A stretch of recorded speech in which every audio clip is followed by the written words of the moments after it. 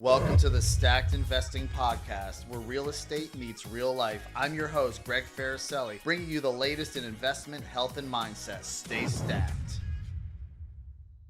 Guys, welcome to the Stacked Investing Podcast today. Today we have a show. We have a good show.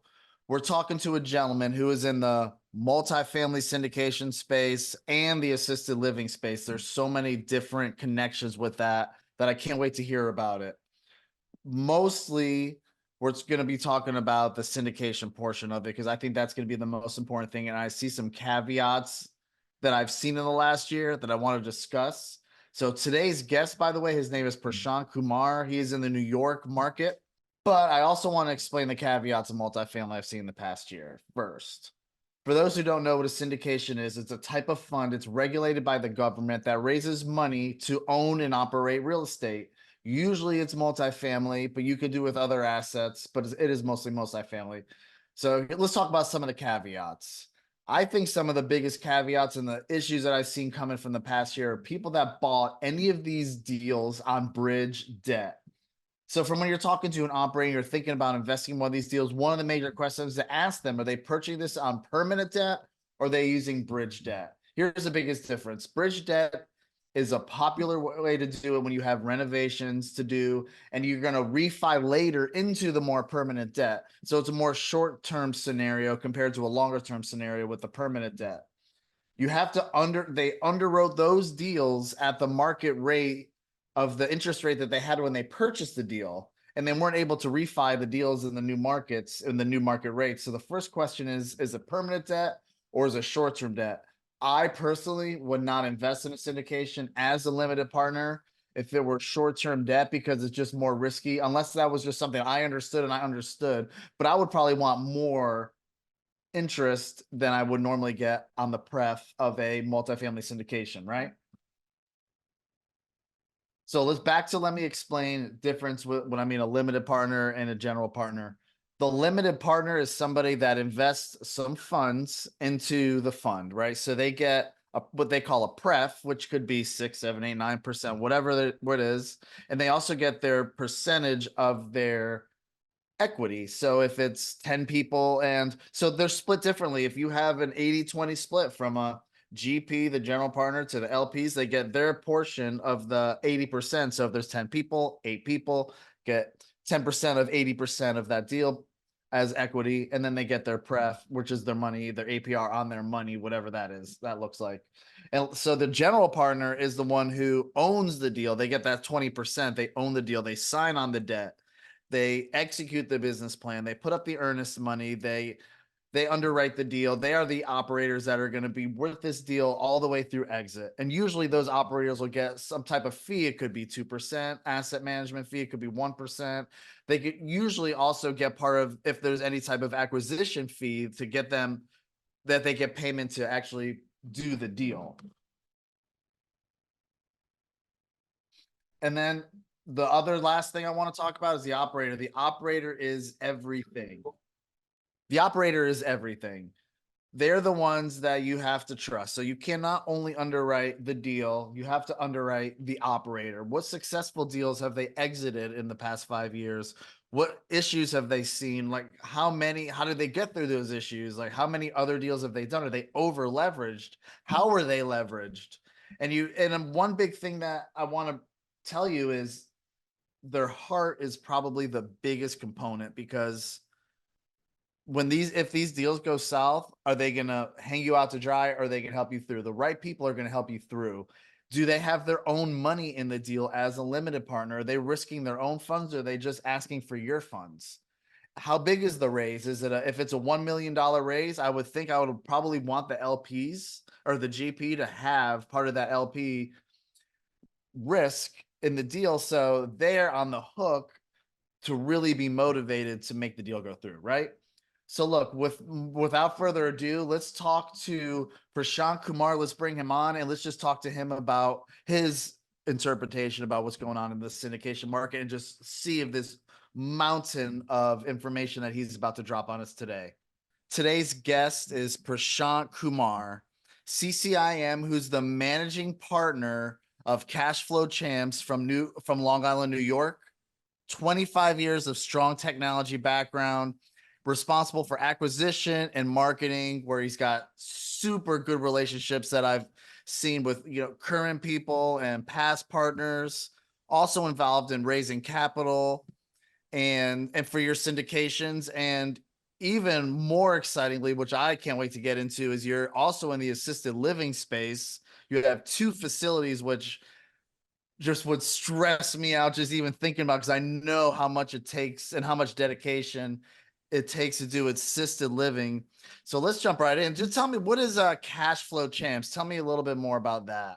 Yeah, so basically, Cash Flow Champs is the group of folks that we were doing a lot of multifamily deals together. And first of all, Greg, thanks for inviting me and thanks for good introduction.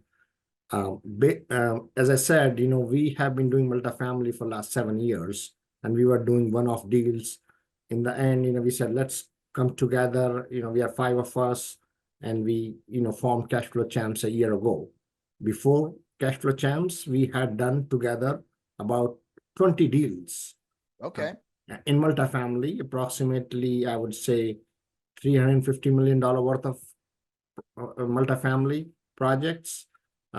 Ever since we formed Cash Flow Champs, as everybody knows, 2023 was not the best year. We still were able to do 2 deals worth $50 million in Atlanta.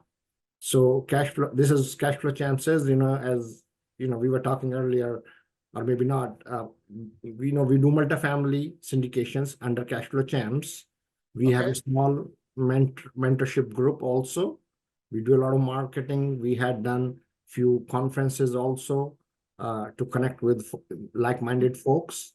Along with Cash Flow Champs, I'm personally involved into assisted living, which you kind of alluded in the end of my introduction. Great. I started assisted living about 6 years ago, and we have a project in California, a small one, 18 units. But after that, we got into bigger projects, 150 units and 60 units. So in total, 3 projects actually. So about 230, 235 units. So tell me a little bit about your assets. What is your main asset for Cash Flow Champs? Are they multifamily apartment buildings? So main assets for Cash Flow Champs is multifamily only. We have not diversified into other asset classes under Cash Flow Champs umbrella yet. However, we are open to do so as the market opens up, as the opportunities come up. We have strong underwriters. We have strong asset managers in our team. We have some young folks also who do a lot of marketing, things like that. I do primarily investor relations, acquisitions. I don't get involved too much into the asset management of multifamily because my hands, my plate is full with some of the assisted living asset managements that I'm doing. So explain to the listeners, what exactly do you mean by syndication? Syndication is basically when you have folks, you have a sponsor basically who finds a deal, who puts together the deal in the contract and who manages the deal. And at the same time, they put their skin in the game in the sense that they sign on the loan, they sign on the contract, they invest also in the deal. But being these deals are very big deals, they need a lot more money that is needed to buy those deals, basically. So we put together the deal in which, we do certain splits for the management, but we raise equity. We raise money from passive investors. Those are called limited partners. And during the underwriting, we find out whether the deal is viable or not, whether the deal is able to produce at least 15% annualized return for our investors or not, or more, basically. On the most conservative side, we want to at least have 15% annualized return on the money that is being invested in the deal. So give and take, let's say it's a $5 million deal.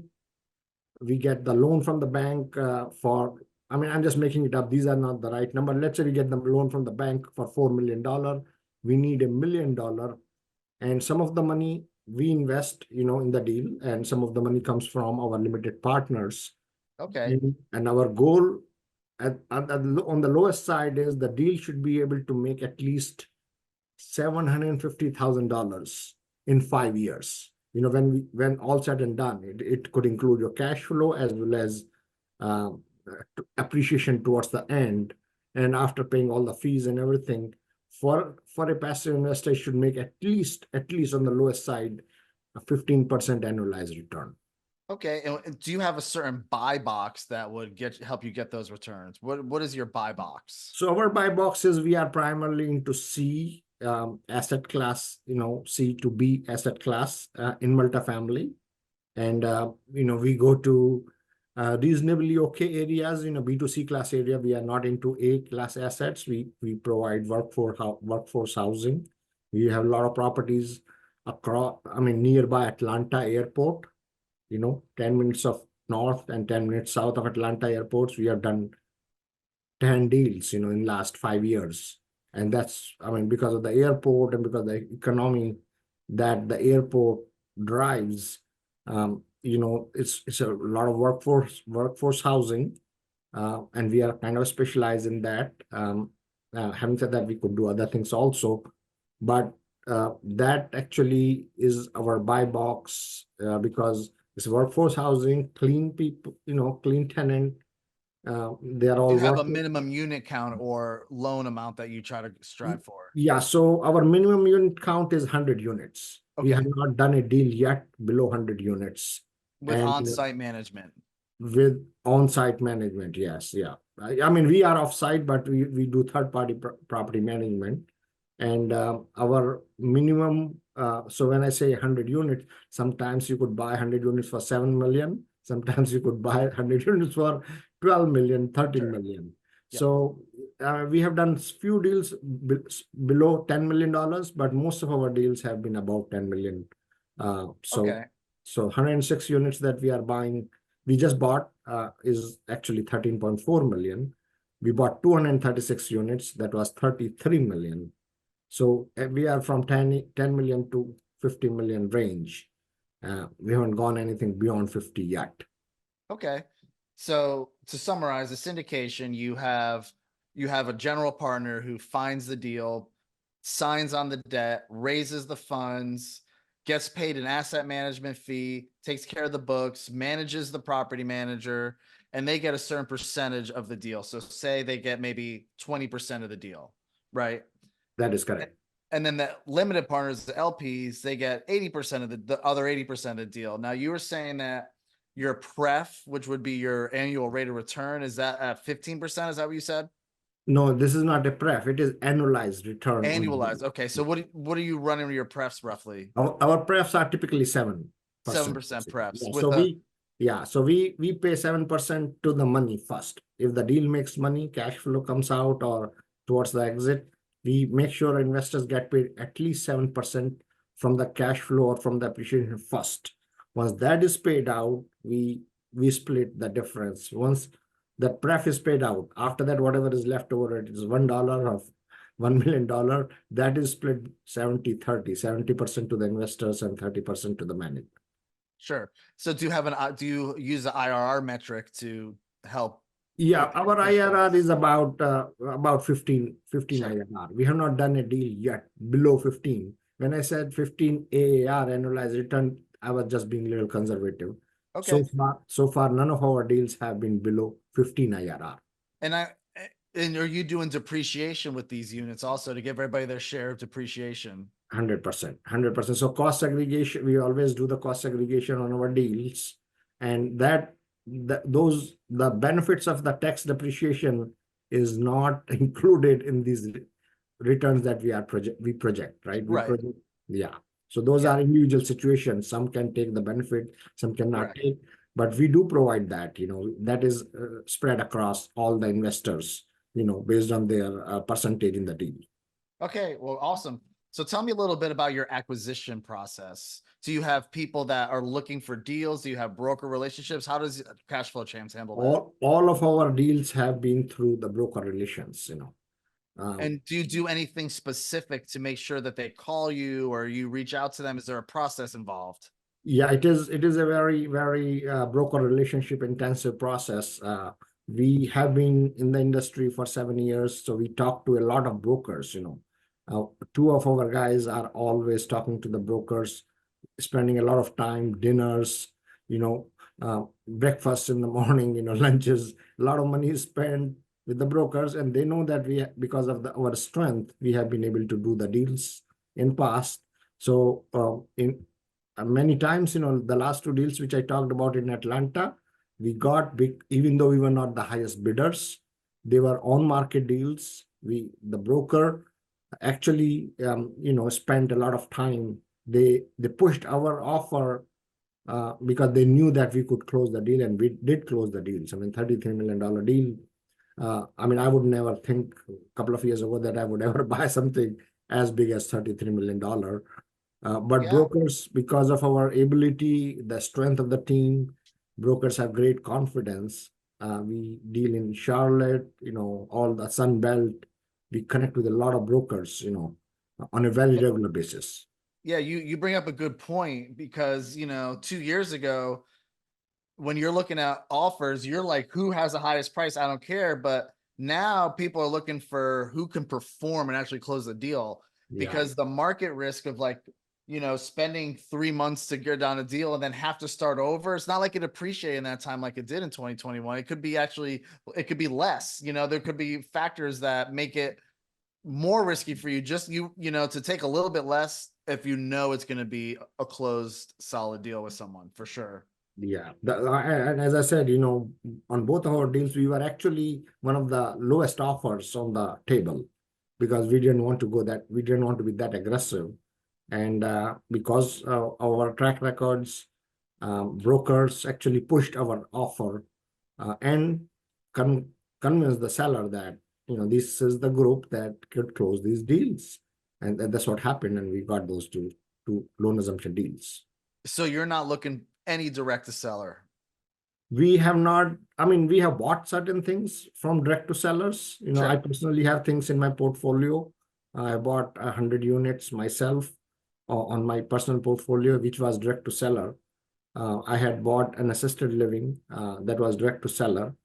So we have few things, but we are not right now. Obviously, we are we have taken a step back a little bit. We are not buying as of today because of the market conditions. But would we do direct to sellers? I think we will do direct to seller maybe later this year. Sure. Well, that's a great segue to start talking about the assisted living. I am so interested to know, how did you get into that model? Because it's such a niche model.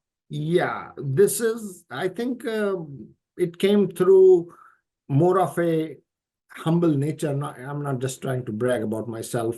I started 3 assisted living homes, RALs, 6 beds each on a cul-de-sac. So kind of a compound, 3 homes in one compound. I could even put a gate there, but I have not done it. But those 18 beds we started 6 years ago. And those were homes that were not managed correctly. We came in, we cleaned up, we did all the renovations and everything, and they are full now, basically. So and that kind of gave me something that, okay, then I started multifamily, and I was doing syndication in multifamily, and I said, listen, if I could do 3 single homes, why can't I do bigger things? So I ended up looking for bigger projects, which I could do. So I ended up buying a project in Sierra Vista. It was a hotel which I converted based on the demand. So important thing is whether there is a demand or not, right? Otherwise, banks don't give you the loan. So we started with that. We converted that hotel into assisted living. It was a full service hotel. It is 150 rooms in it. We are currently in a lease-up phase, basically. A lot of work has gone. I mean, I spent 2 years of my life on that project. And trust me, it is a lot of work. But I'm getting there where it becomes cash neutral first for me, and then it becomes cash flowing. The Sure. good thing, So yeah, what I kind of know is that you, as far as the real estate goes, you have the building and you have the business. And a lot of times those are two different people. yeah, Are you own I already know you own the real estate, so I'm assuming that you own the business as well. And how that's is that business? Because I know you have to have a dedicated staff that like that type of work, and yeah. it's hard to find those people. Like, how do you maneuver around all those challenges? And Yeah, so very, very good question, Greg. Important thing is for you to have a neck of that you can deal with, because it's a people business, right? I mean, it's more than multifamily because everybody needs house to live, and they come in, they sign the lease, and next thing you know is either you are fixing the apartment or and you are getting the check. Very limited interaction here. You are dealing with those seniors day in and day out. You are taking care of them. So there is a staff need who can, and it's regulated by the state usually. So I personally don't run it myself. I have management company who takes care, who has more experience than me, and they basically manage the business part. But I am involved on a day-to-day level from the perspective of I cut all the checks. I make sure I'm not bleeding anywhere, and I make sure that we have the right staff also. I mean, I don't drive the decision making in that because it is their job. They get paid to do that, but I want to know everything, and I am on top of everything all the time. Marketing, connecting with the local hospitals, connecting with different places, referral agencies to make sure that we are getting residents in the community, and number one, they are coming in. Number two, we are providing them the best possible service. We are providing them the best possible food. We are providing the best possible entertainment. We are yeah. taking care of their daily meds.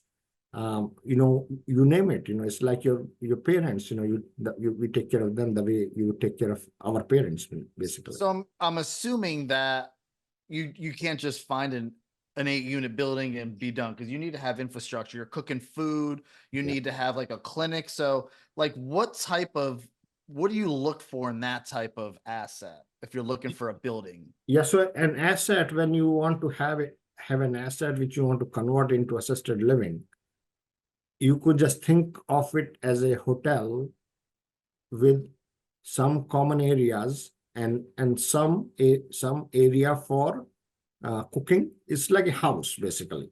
Let's say you have 15-unit house, basically 15-bedroom house. So what do you need in that 15-bedroom house? You need to have proper kitchen. You need to have proper bathrooms. You have to have proper care staff. You need to have proper places, all the beds, TVs, your proper entertainment area, Yeah, proper. probably commercial equipment in the kitchen too, if you're cooking for 30, 50 people a day. Yeah, it's all commercial equipment. Your kitchen has to have that. You should, and it is most likely it is regulated by state, depending upon which state you are in.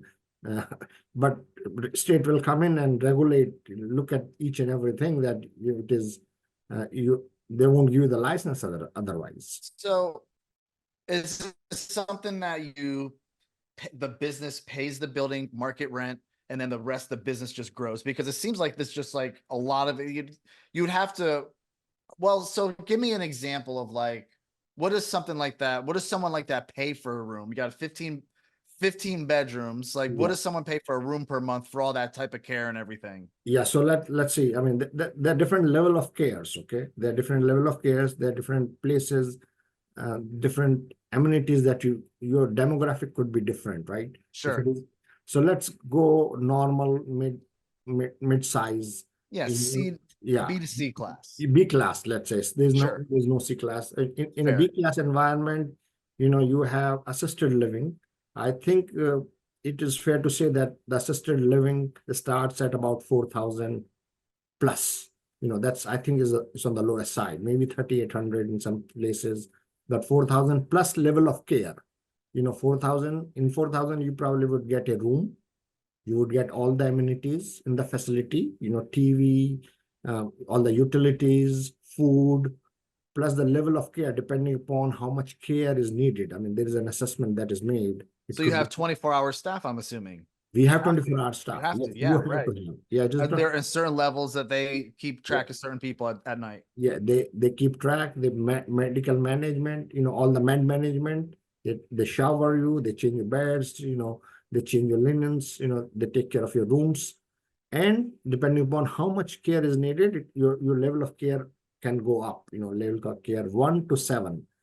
In So if some you have like 20 rooms and you have to do those 3 levels of care, like how many employees roughly do you think that you would need? see, one person at a time can take care of up to 12 people. Oh, wow. But Yeah. they do the cooking and the cleaning and No, everything? I'm talking about the caregiver. Caregiver only. Yeah, Got it. caregiver only. You have the kitchen is a separate staff. Maintenance is a separate staff. And maybe same caregiver can be cooking the food also. But if I were to take care of only giving the care about 10 to 12 people in my shift, it's an 8-hour shift Sure. basically. So you need 3 people for 12 3 people for 12 residents basically in 24 hours period. So you need probably, I mean, if you're talking about kitchen and maintenance and just being in the house, I'm talking maybe 10 people a shift.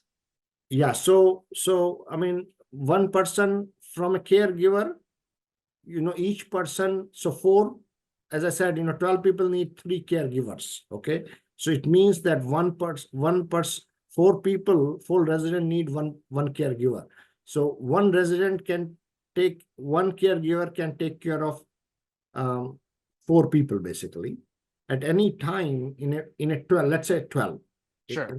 Let's say 12, it's a 12 bed unit property. You need 3 caregivers 24/7, right? And you need 1 cook and 1 maintenance basically. So you can see that for 12 people you need at least 5 people in the building. Sure. So that's at least 5 people in the building that probably work full time, that probably make a salary, I'm assuming. Yeah. So you'd have to include all of the salaries, all of the payroll taxes. Yeah, I mean, about $20 an hour is the caregiver salary. Okay. And then you were saying the low levels around $4,000. Like what's a high level?